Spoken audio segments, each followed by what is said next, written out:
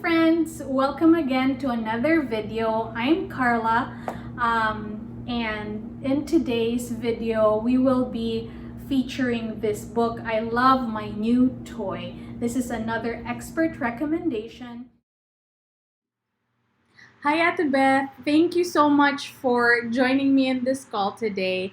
I am so excited to share to our friends about our new book, the I Love My New Toy. But before that, I'd like to introduce you. Ate Beth is one of our closest friends. Ate in the Philippines is older sister. And we're also blessed to have her as an expert in, let her introduce herself. Ate Beth, please introduce yourself and tell us more about your expertise. Well, first of all, hello to your viewers. Kamusta sa mga kaibigan natin sa Pilipinas? As Carla said, I am Beth. But to tell our viewers more about myself, I wear many hats, especially in my current job. But I would like to describe myself as a literacy educator, a literacy teacher educator, and a literacy advocate. Earlier in my career, I was also fortunate enough to work with beginning teachers to teach them how to use children's books, children's literature in the classroom. And so ever since that time, I've always held that close to my heart to talk about how children's books support children's learning and development. How do you determine good books? What can you advise to parents in determining and buying books, choosing books? Right. So I think that's a complex question. So first of all, when we determine good books, we think about the child, of course, right? In this case, Gracie is 2 years old. Is that right? Mm-hmm, 2.5. Okay, 2.5. All right. But there are other factors that a parent might consider or a teacher might consider when determining a book recommendation, let's say. So first, we need to think about how books could serve personal values and educational values. Not that we only target one of those two, but when we think about personal values, we think about developing that natural or genuine love for books. So we really enjoy reading. Basically, that's our goal. When we talk about educational values, then we're thinking academic skills. So maybe a book may be targeting comprehension, whether it's listening comprehension or higher level of comprehension. Maybe you choose a book because of the vocabulary. So these are some of the educational values. And then, like I said earlier, it could be an overlap of those educational values and simply because the book is an enjoyable read. So that's something that we can think about. Do we want to recommend a book that will essentially appeal to that sense of enjoyment or love for reading? Or maybe we are really being intentional and we want to target certain academic skills. Another thing that we might consider to recommend books is that, for me, a book has to be within the scope of experiences of children. So it has to talk about the child's world or child's interest. If we are not able to consider that, then we run the risk that the book might not speak to the child. And of course, it's important that the child responds to the book in a positive way. We may not be able to guarantee that, but by carefully considering the themes within a book, we might be able to increase the chances that the book would be positively received by the child. And then lastly, we also think about very specific needs of an individual child. So for example, again, maybe there are certain language needs or maybe there are certain social, emotional needs that the book may be able to address. And hopefully the child would be able to benefit from that. So there are many considerations to make when selecting books for kids. That's really insightful because usually I would default to what age. What age does this book say that it is 4, and then how old is Gracie. It's really a complex thing to determine the needs, to determine what, as you said, their experiences. So this is really good for parents to know that they're not, their child could be 2 or 3 years old, but it depends on the needs. So some books she or he could already relate to. For this video, we're featuring the I Love My New Toy. Can you tell us more why you chose this book? There are many reasons I can think of when I recommended this book. First would be the theme in the book. So you will notice that the story speaks to common experiences of young children. So talks about their love for toys to the extent that their interest and their attention may be consumed by a toy. That's a common feeling that many children have for their toys. And so for this reason, I thought that the book will be able to speak to her directly. Another reason why I chose this book to recommend is that there's simplicity in the language. And so we know for toddlers, they are still developing that oral language. And so the simplicity in the language, meaning shorter sentences, those may aid in providing her the words and even vocabulary to express what she thinks about toys or about her feelings. Right? So, and if you read the book repeatedly, like, over time, she may even remember the specific sentences, the specific words that were used in each page. And then these sentences or simple language structures could be internalized. And that is something that she may be able to use in her conversations in school or even at home. Another positive about the brevity of the sentences in the book is that parents may be able to teach that one-on-one correspondence. So as the parent reading the words on the page, you may be pointing to each word that matches the word that you're saying. And that sends a message to your daughter, Gracie, that print actually represents speech. And so being able to make that connection will definitely aid her when she gets to preschool and kindergarten, because she has to develop that concept about print, that print corresponds to speech and that it carries a message.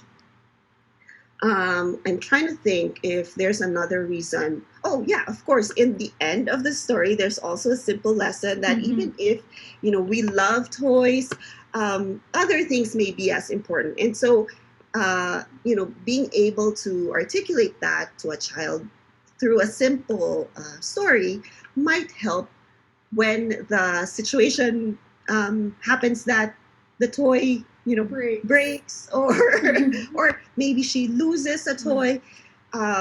These are opportunities for parents to remind their child, like, oh, remember in the story how Piggy and Gerald, etc., etc. It may be an opportunity for the parent and child to have that conversation. I also like the fact that it uses animal characters. Sometimes with animal characters, you are able to, how do you say, like transcend, like say gender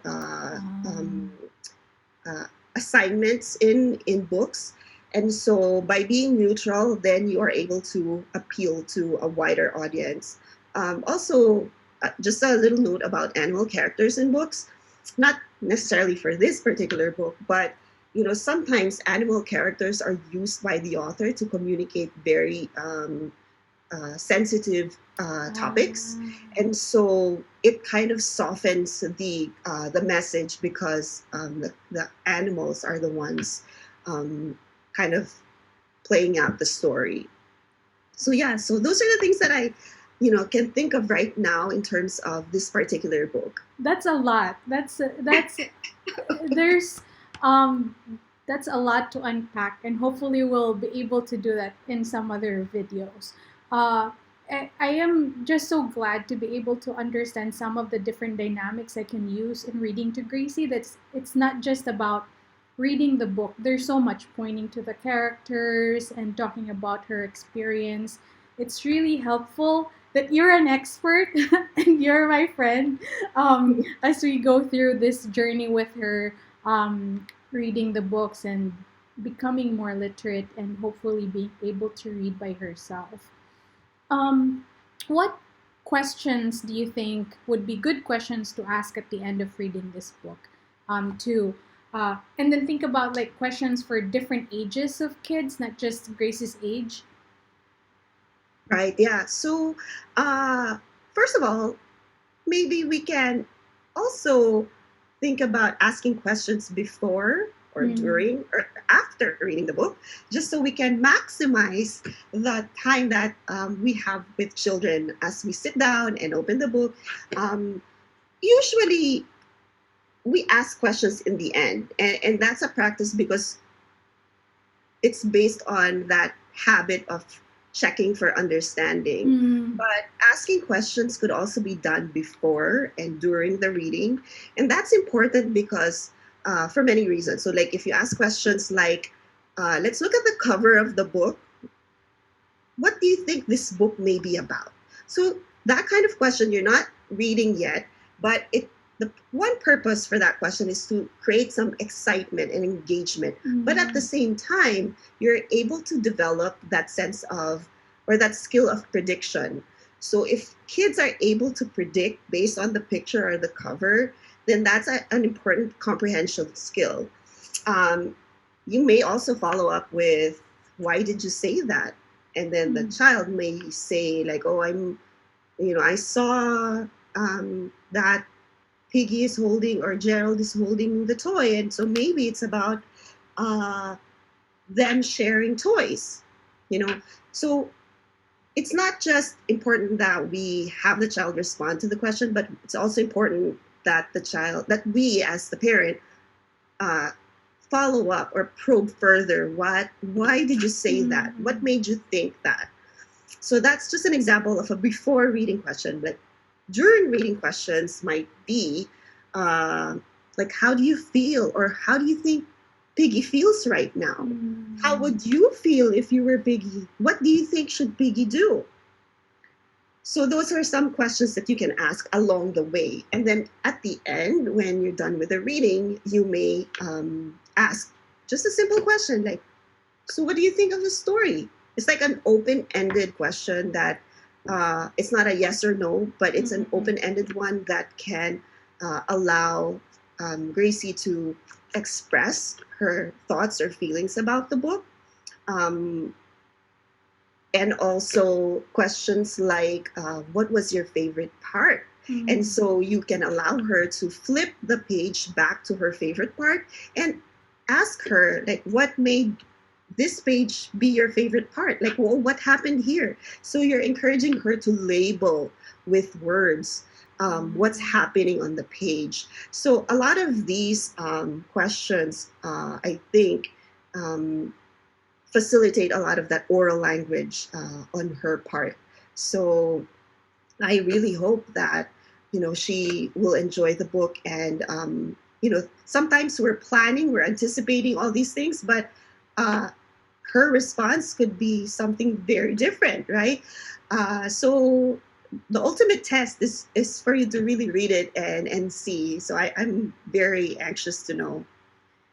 Chang is actually writing down notes on the side and listening to your answers, and we're like, yeah, there's a lot that we could do about this, and I didn't even think about asking her at the beginning of the book of what she might think.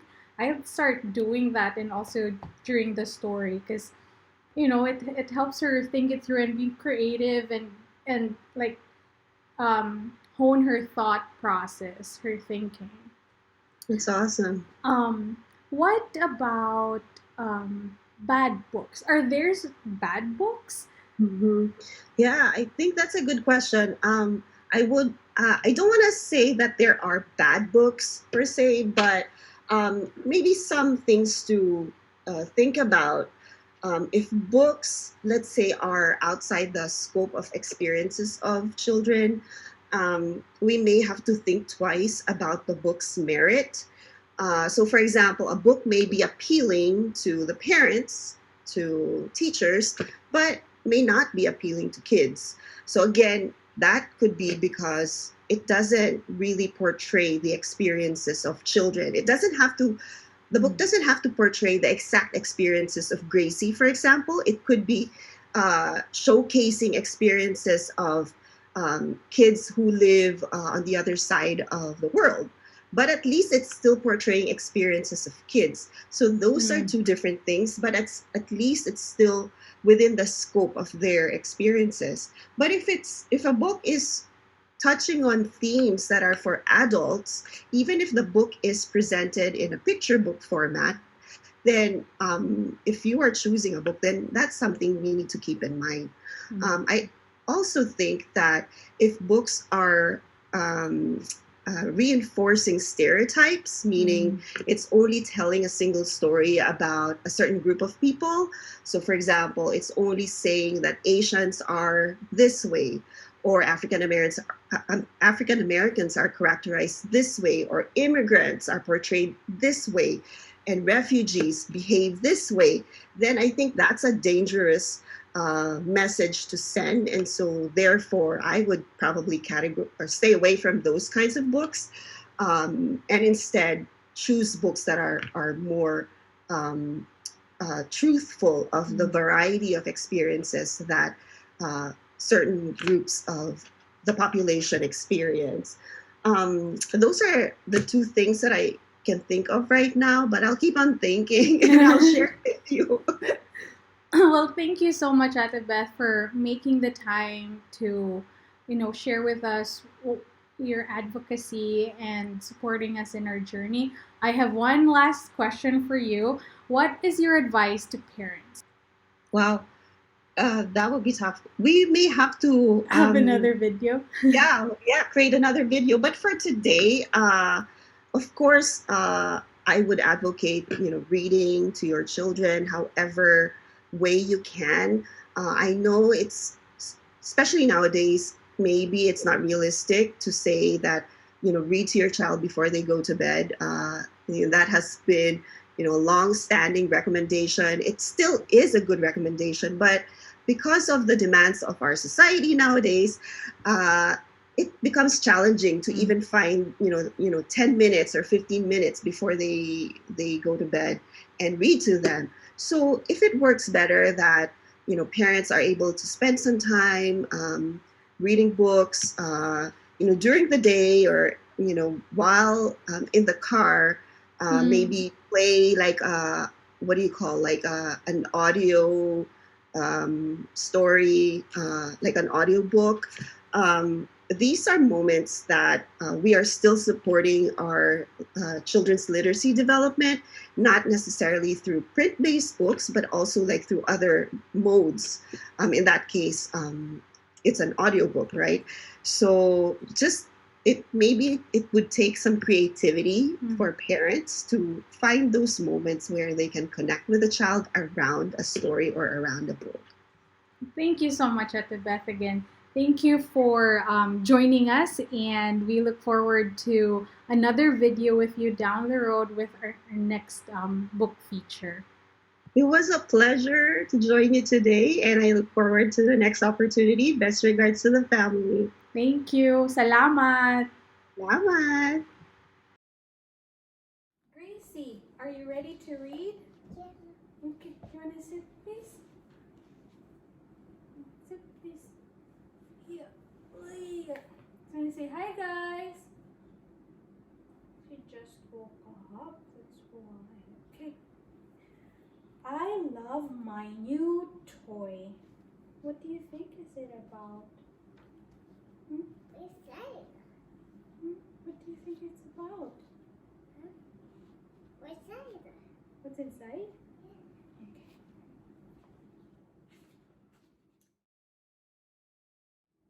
Okay. And that was a full-packed interview. Ate Beth shared a lot of insights that really helped me think about how I can relate with Gracie, not just teach her or not just read to her. Um, the the pointing to the letters or the words and asking questions at the beginning, in the middle, and the end of the story. And also just to understand how to choose the books based on what our child's needs are, or where they are at. I hope you learned a lot too, just as I did. And if you like this video, please click the like button and subscribe, and tell us more about what content you would like us to cover. Again, thank you so much. Stay safe and take care.